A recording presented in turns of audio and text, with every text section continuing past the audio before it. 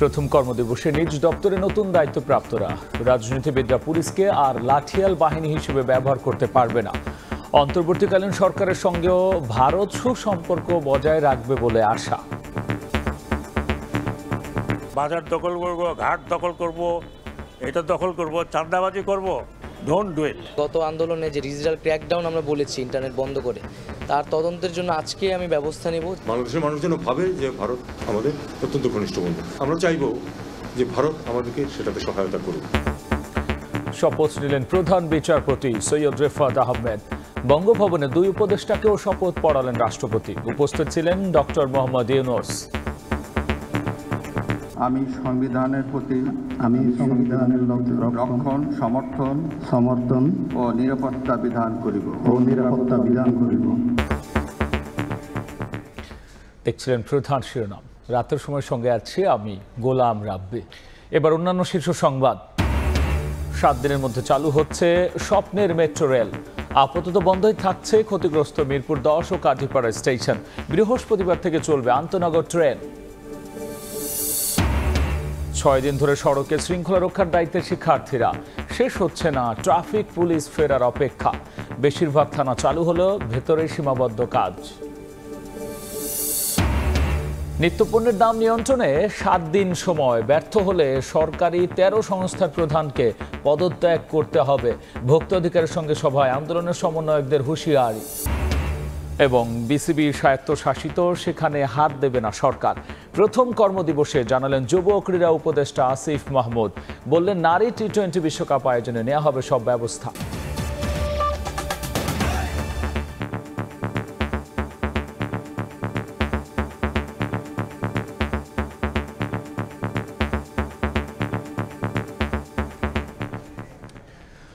আগামী 7 দিনের মধ্যে চালু হচ্ছে স্বপ্নের মেট্রো রেল। তবে আপাতত বন্ধই থাকবে ক্ষতিগ্রস্ত হওয়া মিরপুর 10 ও কাজীপাড়া স্টেশন।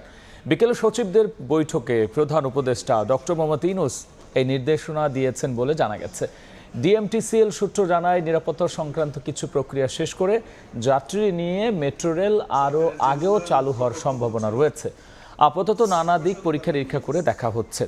কোটা সংস্কার আন্দোলনের সময় মিরপুর 10 ও কাজীপাড়া স্টেশন ভাঙচুরে ক্ষতিগ্রস্ত হওয়ায় মেট্রো চলাচল বন্ধ করা হয়। এদিকে বৃহস্পতিবার থেকে আন্তনগর ট্রেন চলবে বলে জানিয়েছে রেলওয়ে বিভাগ।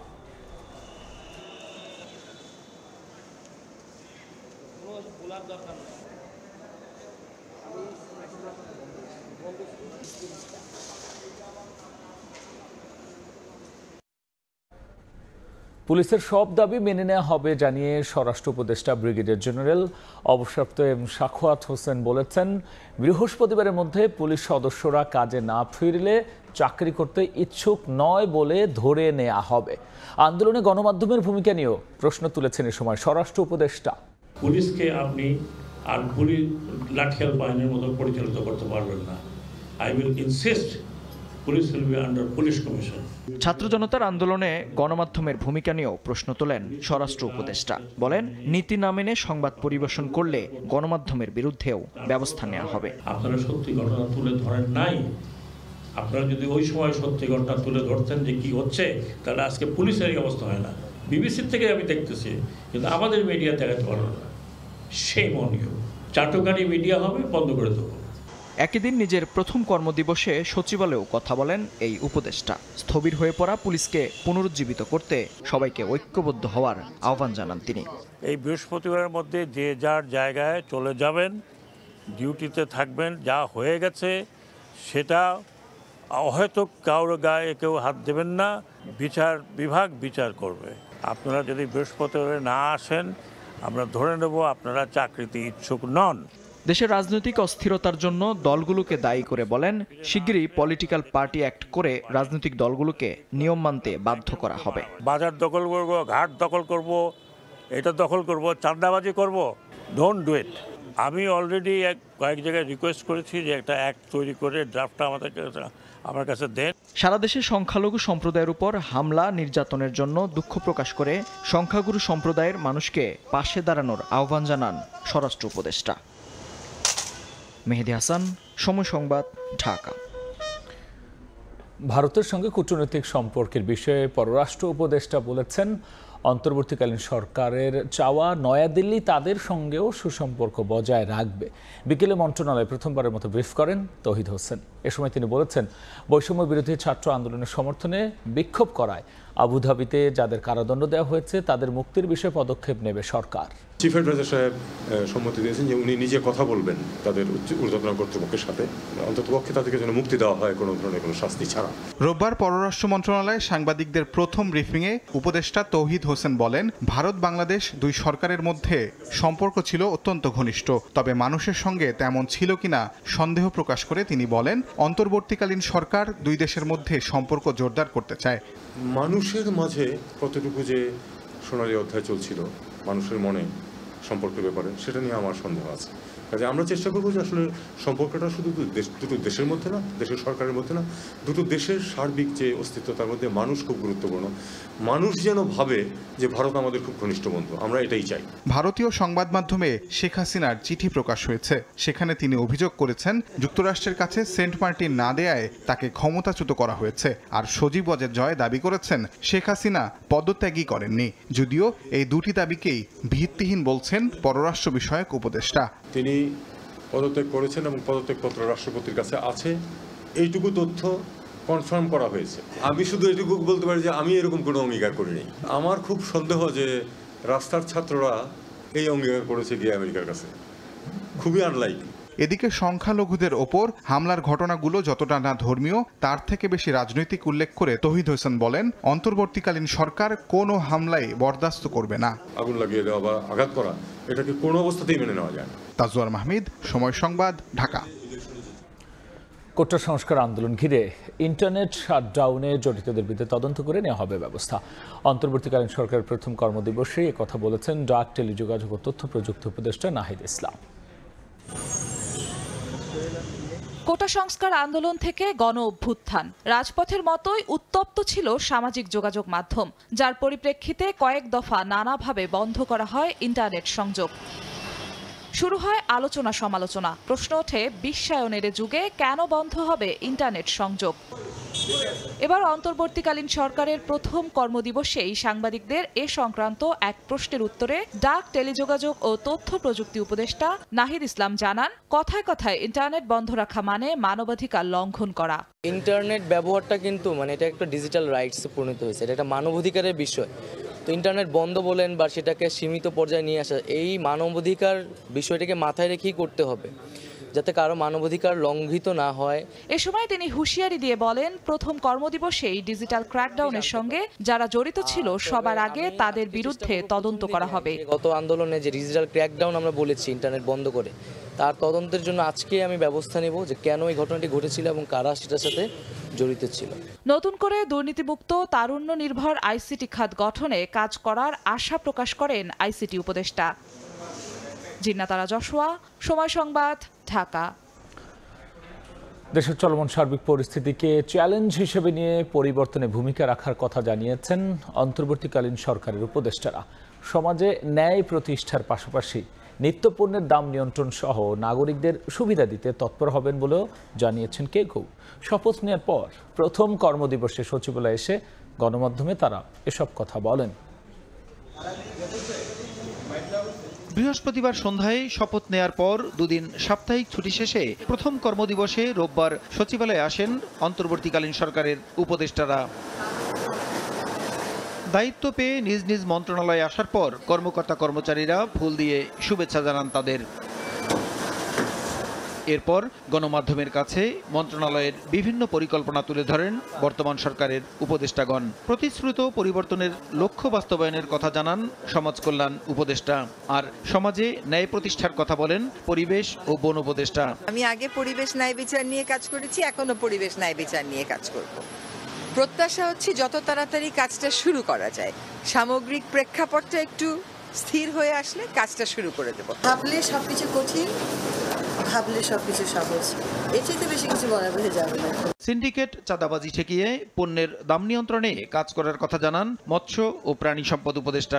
এদিকে এতদিন স্থানীয় সরকারের ভুল ধরিয়ে দিতে রিট করেছেন জানিয়ে স্থানীয় সরকার উপদেষ্টা বলেন এবার এ বিষয়ে সরাসরি ভূমিকা রাখবেন। শুনছি যে শুধু চাঁদাবাজির কারণে দাম বেড়ে যায়, এইসব বিশেষ খাদ্যের দাম বাড়তে দেওয়া যাবে। জিআই পণ্য শুধু না, ইলিশ মাছটা একটা বিশেষ মাছ যেটা একমাত্র বাংলাদেশে, এটা রপ্তানির চাইতে বেশি আমাদের চেষ্টা করতে হবে দেশের মানুষ যেন ইলিশ মাছটা পায়, এবং সেটার দামটা অহেতুকভাবে বাড়ানো কোনো মতে যুক্তিসঙ্গত নয়। মিনিস্ট্রির ভুল ত্রুটি নিয়ে হাইকোর্টে রিট করতাম, তো সবগুলি ছিল থিওরিটিক্যাল আসপেক্টে। তো now I am in the area, বা আমি এখন ওই প্র্যাকটিক্যাল ফিল্ডে আসছি, এখন সেটা বুঝতে হবে, বুঝে তারপরে আমার প্ল্যানিংটা ঠিক করতে হবে। শুধু বিভিন্ন মন্ত্রণালয় নয়, সারা দেশের চ্যালেঞ্জ মোকাবিলায় কাজ করবেন বলে প্রথম দিনের প্রতিক্রিয়া জানান উপদেষ্টারা। প্রসূন আশিস, সময় সংবাদ, ঢাকা। রাতের সময় আরও থাকছে। রেমিটেন্স পাঠাতে আস্থা ফিরেছে প্রবাসীদের। দেশের অর্থনীতির ভিত মজবুত করতে গুরুত্বপূর্ণ ভূমিকা রাখতে আগ্রহী, ভরসা রাখছেন নোবেল ম্যানে। শপথ নিলেন দেশের 25তম প্রধান বিচারপতি সৈয়দ রেফাত আহমেদ। দুপুরে বঙ্গভবনের দরবার হলে তাকে শপথ বাক্য পাঠ করেন রাষ্ট্রপতি মোহাম্মদ শাহাবুদ্দিন। পরে একই আনুষ্ঠানিকতায় অন্তর্বর্তীকালীন সরকারের আরও 2 উপদেষ্টা সুপ্রদীপ চাকমা ও ডাক্তার বিধান রঞ্জন রায়কে শপথ পড়ানো হয়। এ সময় উপস্থিত ছিলেন প্রধান উপদেষ্টা ডক্টর মোহাম্মদ ইউনূস। সাম্প্রতিক ছাত্র জনতার অভ্যুত্থানে রাষ্ট্রের নির্বাহী ক্ষমতার পালাবদলের পর একই হাওয়া বিচার বিভাগেও। শিক্ষার্থীদের দাবির মুখে বাংলাদেশের 25তম প্রধান বিচারপতি হিসেবে নিয়োগ দেওয়া হয় সৈয়দ রেফাত আহমেদকে। শপথ গ্রহণ করবেন। রোববার বঙ্গভবনের দরবার হলে আয়োজন করা হয় প্রধান বিচারপতি ও অন্তর্বর্তীকালীন সরকারের 2 উপদেষ্টার শপথ অনুষ্ঠান। মন্ত্রিপরিষদ সচিবের পরিচালনায় এই আনুষ্ঠানিকতায় উপস্থিত ছিলেন অন্তর্বর্তীকালীন সরকারের প্রধান উপদেষ্টা ডক্টর মোহাম্মদ ইউনূস। আমি সৈয়দ রেফাত আহমেদ বাংলাদেশের প্রধান বিচারপতি নিযুক্ত হইয়া রোববার বেলা 1:15টার দিকে বঙ্গভবনের দরবার হলে বাংলাদেশের 25তম প্রধান বিচারপতি সৈয়দ রেফাত আহমেদকে শপথ বাক্য পাঠ করান রাষ্ট্রপতি মোহাম্মদ শাহাবুদ্দিন। আমি আইন অনুযায়ী ও বিশ্বস্ততার সহিত আমার পদের কর্তব্য পালন করিব। এরপর রাষ্ট্রপতির কাছে শপথ নেন অন্তর্বর্তীকালীন সরকারের আরও 2 উপদেষ্টা সুপ্রদীপ চাকমা ও ডাক্তার বিধান রঞ্জন রায়। আমি ভীতি ও অনুরাগ বা বিরাগের বশবর্তী না হইয়া বিকেলে জারি করা হয় নতুন 2 উপদেষ্টার দপ্তর বন্টন সংক্রান্ত প্রজ্ঞাপন। বিধান রঞ্জন রায়কে প্রাথমিক ও গণশিক্ষা মন্ত্রণালয় আর সুপ্রদীপ চাকমাকে পার্বত্য চট্টগ্রাম মন্ত্রণালয়ের দায়িত্ব দেওয়া হয়। ফারুক ভিয়া, রবিন, সময় সংবাদ, ঢাকা। বিচার বিভাগে কোনো সিন্ডিকেট থাকবে না। আপিল বিভাগের মতো হাইকোর্টেও সংস্কার প্রয়োজন বলে মন্তব্য করে নবনিযুক্ত অ্যাটর্নি জেনারেল মোহাম্মদ আসাদুজ্জামান বক্তব্য দিয়েছেন। নবনিযুক্ত প্রধান বিচারপতিকে নিয়ে কোনো ধরনের বিতর্ক নেই বলেও মন্তব্য করেছেন তিনি। সকালে হাইকোর্টে বিচার বিভাগের সংস্কার ও করণীয় নিয়ে কথা বলেন রাষ্ট্রের প্রধান আইন কর্মকর্তা। এদিকে সোমবার থেকে খুলছে দেশের সর্বোচ্চ আদালত। সেই কারণেই তো আজকে এই জনরোষ তৈরি হয়েছে কোর্টের উপরে, সেই কারণেই তো গোটা দেশের জনরোষ তৈরি হয়েছে। তাহলে কেন হাইকোর্ট বিভাগ কেনই হবে না? সব জায়গায় সংস্কার প্রয়োজন। আশা করি এই দেশ, এই সরকার, এই বিচার বিভাগ বাংলাদেশের মানুষের সে আশা আলোর দ্বারা প্রভাবিত হয়ে বাংলাদেশে অধিকার প্রতিষ্ঠার জন্য সামনের দিকে এগিয়ে যাব। অবৈধ বোর্ড মিটিংয়ের মাধ্যমে সময় টেলিভিশনের এমডি ও সিইওকে অপসারণের খবর ছড়াচ্ছে একটি মহল, যা আদৌ সত্য নয়। সময় টেলিভিশনের লাইসেন্স বর্তমান এমডির নামে, সুতরাং তাকে অপসারণ করার সুযোগ নেই। 2009 সালের মে মাসে সময় মিডিয়া লিমিটেড গঠনের জন্য জেলা প্রশাসক কার্যালয়ে আবেদন করেন বর্তমান ব্যবস্থাপনা পরিচালক। আর সে বছরেরই সেপ্টেম্বরে মোট 10টি টেলিভিশন চ্যানেল লাইসেন্স পায়। সময় তার মধ্যে একটি। লাইসেন্স হয় বর্তমান এমডি আহমেদ জুবায়েরের নামে। গঠিত হয় সময় মিডিয়া লিমিটেড নামে একটি কোম্পানি। এক পর্যায়ে প্রতিষ্ঠানটিতে বিনিয়োগকারী হিসেবে যুক্ত হয় দেশের স্বনামখ্যাত শিল্প গ্রুপ সিটি গ্রুপ। লগ্নিকারক হিসেবে তারা বি গ্রুপের শেয়ার হোল্ডার, আর উদ্যোক্তা হিসেবে আহমেদ জুবায়ের ও অন্যান্যরা এ গ্রুপের শেয়ার হোল্ডার। এ গ্রুপ ও বি গ্রুপের যৌথ স্বাক্ষরে সকল ব্যাংক হিসাব পরিচালিত হয়। কিন্তু বর্তমানে প্রেক্ষাপটে এমডির উপস্থিতি এবং অবহিত করা ছাড়াই একটি বোর্ড মিটিং ডেকে আহমেদ জোবায়েরকে অপসারণের খবর ছড়িয়ে দেওয়া হয়, যেটিকে অবৈধ মনে করছে সময় মিডিয়া লিমিটেডের কর্তৃপক্ষ। বিষয়টি একজন উপদেষ্টা নজরে আনা হলে তিনি জানান, বর্তমান অন্তর্বর্তী সরকারের আমলে চর দখলের মতো কোনো জবরদস্তিমূলক কাজ করা যাবে না। দু একদিনের মধ্যে সরকারের সব কার্যক্রম স্বাভাবিক ও আরও গতিশীল হলে এসব জবরদখল চেষ্টার বিরুদ্ধে কঠোর ব্যবস্থা নেওয়া হবে বলেও জানিয়েছেন ওই উপদেষ্টা। এদিকে আদালত খোলা মাত্রই কোম্পানির এ গ্রুপ আইনি পদক্ষেপে যাবে। কে শোনে কার কথা? একদিকে যখন সড়কে অক্লান্ত পরিশ্রম করছেন শিক্ষার্থীরা, ঠিক অন্যদিকে নগরীর গুটি কয়েক মানুষ নেমেছেন নিয়ম ভাঙার খেলায়। শিক্ষার্থীরা বলছেন, আইন না জানাই এর একমাত্র কারণ। কখনো রোদ, কখনো বৃষ্টি, এমন প্রতিকূল পরিবেশে শিক্ষার্থীদের থাকার কথা ছিল শ্রেণীকক্ষে কিংবা নিজ বাড়িতে। তবে তার হলো কই? কর্মজীবী মানুষের ঠিক সময়ে অফিস পৌঁছানোর গুরুদায়িত্ব যে তাদের কাঁধেই। রোববার সকাল থেকেই যানজট নিরসনে রাজধানীর মোড়ে মোড়ে অবস্থান নেয় শিক্ষার্থীরা। সঙ্গে ছিল Bangladesh scouts, BNCC, red crescent সহ বিভিন্ন স্বেচ্ছাসেবী সংগঠনের সদস্যরাও।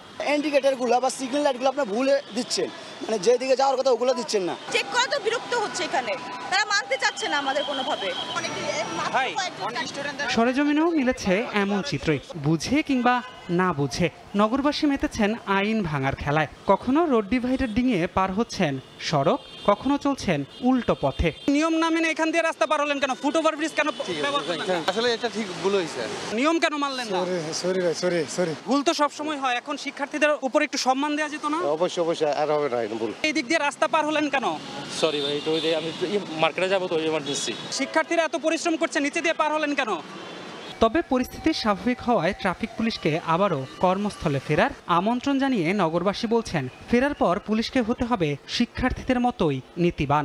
ট্রাফিক পুলিশকে তো অবশ্যই ফিরে আসতে হবে, আমরা আর কতদিন এইভাবে রাস্তায় থাকবো? তারা যেন একটা সুন্দরভাবে মেনটেন করে। ছাত্ররা যেভাবে চালাচ্ছে, ট্রাফিক পুলিশের ঠিক সেইভাবে চালানো উচিত। সুন্দর দেশ গড়তে আইন শৃঙ্খলা রক্ষা বাহিনীকে দুর্নীতির বিরুদ্ধে রুখে দাঁড়াতে হবে বলেও জানান রাজধানীবাসী। ধ্রুব ব্যানার্জি, সময় সংবাদ, ঢাকা। ছাত্র আন্দোলনের সময় শিক্ষার্থীদের নিরাপত্তাহীনতার মুখে ঠেলে দেয় ভিকারুন্নেসা নূন স্কুল অ্যান্ড কলেজের অধ্যক্ষের পদত্যাগ দাবি করেছে ছাত্রীরা। একই সঙ্গে অভিযোগ তুলেছে দুর্নীতি সহ নানা অনিয়মের। রাজধানীর বেইলি রোড কলেজ প্রাঙ্গণে ছাত্রীরা বিক্ষোভ করেন। অধ্যক্ষ সহ আরও এক শিক্ষক দ্রুত পদত্যাগ না করলে কঠোর হওয়ারও হুঁশিয়ারি তাদের।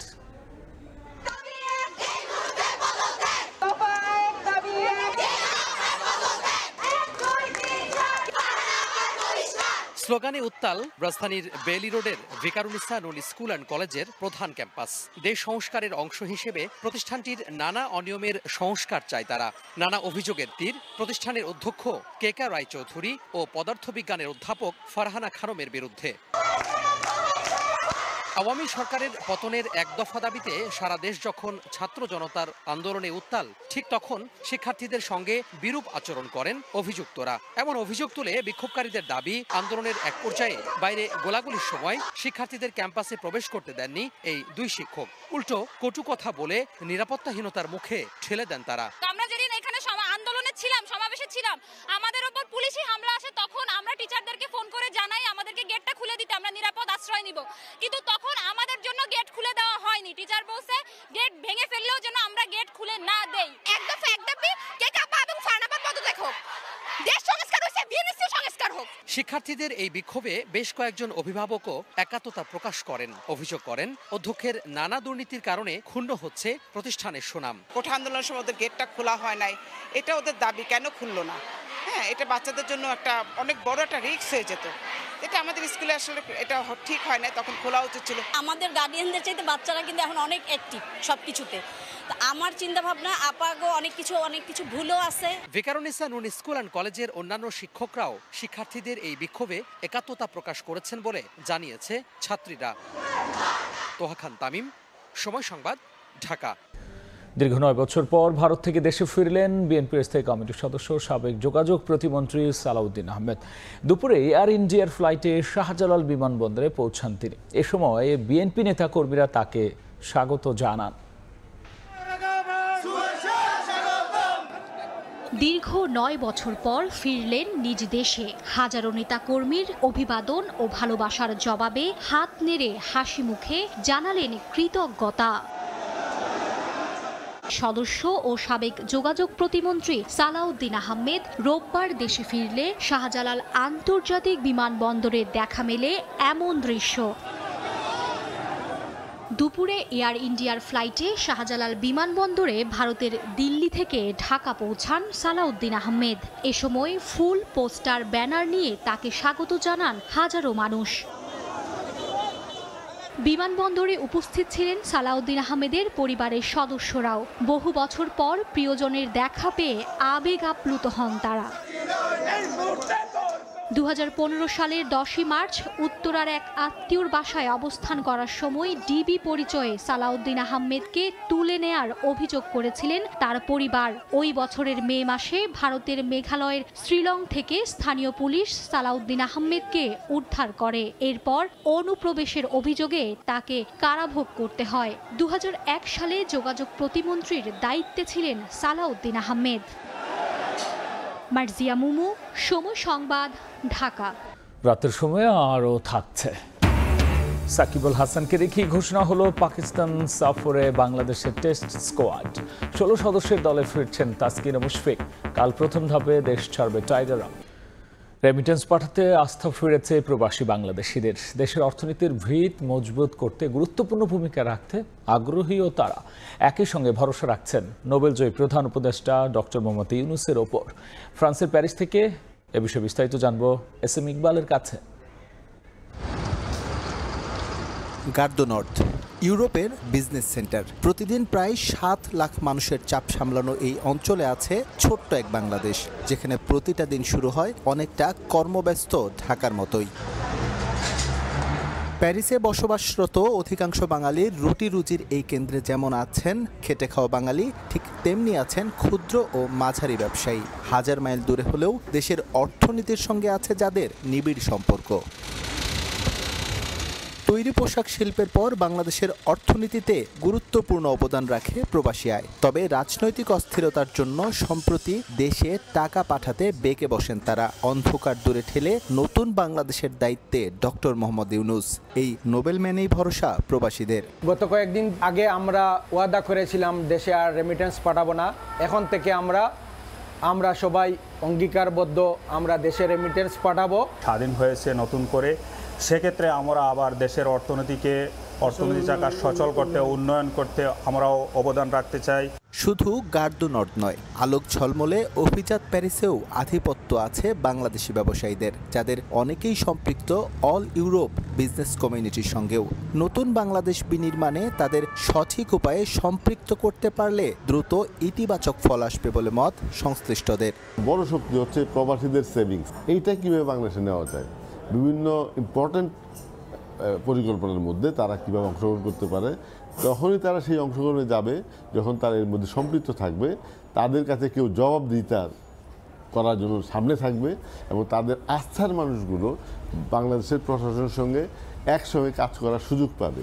বিশ্বব্যাংকের তথ্য অনুযায়ী রেমিটেন্স পাঠানোয় বাংলাদেশের অবস্থান 7ম, যার বড় অংশ আসে মধ্যপ্রাচ্য, মার্কিন যুক্তরাষ্ট্র এবং যুক্তরাজ্য থেকে। ফ্রান্সেও আছে অপার সম্ভাবনা। উপযুক্ত পরিকল্পনায় এই সুযোগ কাজে লাগানোর আহ্বান ব্যবসায়ীদের। এস.এম. ইকবাল, সময় সংবাদ, প্যারিস।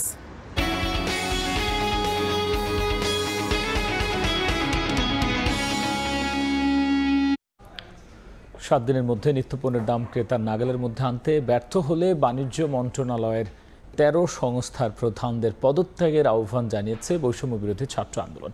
রোববার ভোক্তা অধিকার সংরক্ষণ দপ্তরের মহাপরিচালকের সঙ্গে মতবিনিময় সভায় একথা বলেন সংগঠনটির সমন্বয়করা। আর ভোক্তার ডিজি জানিয়েছেন, বাজারে সিন্ডিকেট ভাঙতে দরকার হলে বিভিন্ন তথ্য প্রমাণ শিক্ষার্থীদের হাতে তুলে দেওয়া হবে। সড়কে শৃঙ্খলা থেকে বাজার তদারকি, দুই জায়গাতেই চষে বেড়াচ্ছেন বৈষম্য বিরোধী শিক্ষার্থীরা। পণ্যমূল্য ভোক্তার নাগালে আনতে যেমন চাঁদাবাজি বন্ধে কাজ করছেন, তেমনি ক্রেতার অধিকার প্রতিষ্ঠায় নজর রাখছেন রসিদ সহ বিক্রয় কার্যক্রমে। গত কয়েকদিন ধরে আলোচনায় থাকা এসব শিক্ষার্থীদের নিয়েই এবার বাজার সিন্ডিকেট ভাঙতে চায় জাতীয় ভোক্তা অধিকার সংরক্ষণ অধিদপ্তর। রোববার সকালে নিজ দপ্তরে শিক্ষার্থীদের সঙ্গে সভায় এমন বার্তা দিলেন সংস্থাটির মহাপরিচালক। ডায়াবেটিক স্ট্রিপ বলো, আমাদের এই নকল ভেজাল পণ্য, ফেক প্রোডাক্ট, শিশু খাদ্য নকল হচ্ছে, অনেক কথা বলেছি, অনেক ডকুমেন্ট আমার কাছে আছে, সেই ডকুমেন্টগুলো তোমাদের হাতে তুলে দেব। সভায় নিজেদের অবস্থান তুলে ধরেন বৈষম্য বিরোধী ছাত্র আন্দোলনের সমন্বয়ক বিন ইয়ামিন মোল্লা। পাশাপাশি এক সপ্তাহের মধ্যে পণ্যমূল্য কমাতে ব্যর্থ হলে বাজার ব্যবস্থাপনায় দায়িত্বরতদের পদত্যাগের আহ্বান জানান তিনি। নিজেদেরকে শপথ করতে হবে যে এই নতুন বাংলাদেশে আমরা আর কোনো সিন্ডিকেট করব না, আমরা আর কোনো চাঁদাবাজি করব না, আমরা আর কোনো দখলবাজি করব না, আমরা অন্যায়ভাবে কারো মাথায় বাড়ি দিব না। নতুন পরিস্থিতিতে সরকারি কর্মকর্তাদের কেউ দুর্নীতিতে জড়িত হলে শাস্তির আওতায় আনার আহ্বান জানান শিক্ষার্থীরা। আর পণ্যের দাম স্বাভাবিক রাখতে সব ধরনের চেষ্টা চালানোর আশ্বাস দেন ভোক্তার ডিজি। সিন্ডিকেট যারা করতেছে তাদেরকে আমরা ধরতে চাই, আপনাদের কাছে বিশেষ রিকোয়েস্ট, আপনারা আমাদেরকে তাদের লিস্টটা দিবেন। আমাদের মুখে স্কট স্টেপ নাই, আমাদের পায়ে শেকল নাই, আমরা স্বাধীন, আমরা আমাদের দেশ এবং সমাজের অসঙ্গতি নিয়ে কথা বলি। কালো হাত, কিছু অদৃশ্য হাতের কথা বলেছি, তুমি দেখবা প্রচুর ডকুমেন্ট আছে অদৃশ্য হাত, এখন সেই অদৃশ্য হাতগুলো তো বেরিয়ে আসছে। আমরা কেন এমন কাজ করব যে আমাদের পালিয়ে বেড়াতে হবে? তদারকির কাজ করতে গিয়ে শিক্ষার্থীদের কেউ যাতে অনিয়মে না জড়ায় সেদিকেও খেয়াল রাখা হচ্ছে বলে জানান বৈষম্য বিরোধী আন্দোলনের সমন্বয়করা। সাইফুল ইসলাম, সময় সংবাদ, ঢাকা। আসন্ন নারী টি-20 বিশ্বকাপ আয়োজনে সরকারের পক্ষ থেকে সব ব্যবস্থা নেওয়ার আশ্বাস দিয়েছেন যুব ক্রীড়া উপদেষ্টা আসিফ মাহমুদ সজীব ভুঁইয়া। বলেছেন, বাংলাদেশ ক্রিকেট বোর্ড স্বায়ত্তশাসিত প্রতিষ্ঠান, সেখানকার বিষয়ে মন্ত্রণালয় কোনো প্রকার হস্তক্ষেপ করতে পারবে না। যদিও পরিবর্তিত পরিস্থিতিতে সব কার্যক্রম যাতে স্বাভাবিকভাবে চলে সে ব্যবস্থা নেওয়া হবে, তবে তা অবশ্যই আইসিসির নিয়ম মেনে করা হবে বলেও জানিয়েছেন তিনি। রোববার প্রথম কর্মদিবসে হইচই সচিবালয়ে একে একে আসছেন অন্তর্বর্তীকালীন সরকারের উপদেষ্টারা। এর মাঝেই সরকারি গাড়ি থেকে নামলেন বৈষম্য বিরোধী ছাত্র আন্দোলনের অন্যতম সমন্বয়ক এবং বর্তমান সরকারের যুব ও ক্রীড়া উপদেষ্টা আসিফ মাহমুদ সজীব ভুঁইয়া। কিছুটা জড়সড় হয়েই লিফটে চড়েন নিজের কক্ষে যাওয়ার জন্য। নির্ধারিত কক্ষে গিয়ে দিনের পত্রিকা পড়ার পাশাপাশি ব্যক্তিগত সচিব এবং কর্মকর্তাদের থেকে জেনে নেন কর্মপন্থা। এরপর মন্ত্রণালয়ের সম্মেলন কক্ষে সাংবাদিকদের মুখোমুখি হন নতুন উপদেষ্টা। জানান, আইন শৃঙ্খলা পরিস্থিতি স্বাভাবিক করে নারী টি-20 বিশ্বকাপ আয়োজনে দ্রুতই সিদ্ধান্ত নেবে সরকার। সিকিউরিটি এনশিওর করার ব্যাপারে স্টেট লেভেল থেকে কিছু কাজ করার ব্যাপার আছে। আমি আজকেই যমুনাতে গিয়ে ইউনুস স্যারের সাথে এই বিষয়ে বিস্তারিত কথা বলবো এবং তিনি একজন ক্রীড়াপ্রেমী মানুষ, তিনি অবশ্যই এটিতে আমাদেরকে সহযোগিতা করবেন। বাংলাদেশ ক্রিকেট বোর্ড এই মুহূর্তে অভিভাবকহীন। কাগজে কলমে প্রেসিডেন্ট নাজমুল হাসান পাপন থাকলেও তিনি কোথায় আছেন তা কেউ জানেন না। স্বাভাবিকভাবেই তাই তার অনুপস্থিতি প্রভাব ফেলছে দেশের সবচেয়ে জনপ্রিয় খেলাটিতে। বিষয়টি নিয়ে আলোচনা হলেও আইনের বাধ্যবাধকতায় সেখানে হস্তক্ষেপ করার মতো অবস্থান নেই বলে মনে করেন আসিফ মাহমুদ। বিসিবি যেহেতু একটা অটোনমাস ফেডারেশন আইসিসির অধীনে, তো এই বিষয়ে আমরা সিদ্ধান্ত নিতে পারবো না। আমরা সাজেস্ট করেছি যারা বিসিবির ডাইরেক্টরস আছেন তারা এই বিষয়ে লিগ্যালি কিভাবে আইসিসির লিগ্যাল ফ্রেমওয়ার্কের মধ্য থেকে কিভাবে এই বিষয়টি সমাধান করা যায় এবং অন্তর্বর্তীকালীন সময়ের জন্য কাউকে নিয়োগ করা যায় কিনা সে বিষয়ে তারা আমাদেরকে পরবর্তীতে রিপোর্ট করবেন। প্রথম কর্মদিবসে গুরুত্বপূর্ণ আরও কয়েকটি সিদ্ধান্ত নিয়েছেন ক্রীড়া উপদেষ্টা। এর মধ্যে অন্যতম, শেখ হাসিনা যুব উন্নয়ন ও ক্রীড়া ইনস্টিটিউটের নাম বদলে করা হবে বাংলাদেশ জাতীয় যুব উন্নয়ন ও ক্রীড়া ইনস্টিটিউট। এটার নাম পরিবর্তন করতে চাই। নিয়ন মুহাইমিন, সময় সংবাদ। নাজমুল হোসেন শান্তকে অধিনায়ক করে পাকিস্তানের বিপক্ষে 2 ম্যাচ টেস্ট সিরিজের জন্য 16 সদস্যের দল ঘোষণা করেছে বিসিবি। স্কোয়াডে আছেন সাকিব আল হাসান। সবশেষ শ্রীলঙ্কা সিরিজের দল থেকে খুব একটা পরিবর্তন আনেনি লিপু হান্নান রাজ্জাকের নির্বাচক প্যানেল। তাসকিন ফিরলেও তিনি খেলবেন শুধু দ্বিতীয় টেস্টে। সাকিবকে নিয়েও আশাবাদী বোর্ড। 2টো টেস্ট খেলতে সোমবার বিকেলে প্রথম ধাপে দেশ ছাড়বেন টাইগাররা। লাহোরে 3 দিনের অনুশীলন শেষে 21 আগস্ট প্রথম ম্যাচে পাকিস্তান বিপক্ষে মাঠে নামবে বাংলাদেশ।